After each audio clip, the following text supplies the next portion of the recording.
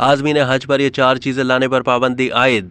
Saudi वजारत हज उम्रा ने ऐलान किया है कि रवां बरस फरीज़ा हज की अदायगी के लिए दुनिया भर से आने वाले फर्जंदाने तौहीद पर अपने हमरा प्लास्टिक की बोतलें, बगैर पैकिंग के खुला हुआ और कपड़ों में लिपटा हुआ सामान लाने पर पाबंदी होगी। सऊदी मीडिया के मुताबिक पाबंदी का इतलाक फौरी तौर पर नाफिजुल अमल होगा, जिसका ऐलान वजारत हज उम्रा ने माइक्रो ब्लॉगिंग वेबसाइट पर किया है। ये पाबंदी आज़मीन हज के सफर को आरामदेह और महफूज बनाने के लिए आयद की गई है।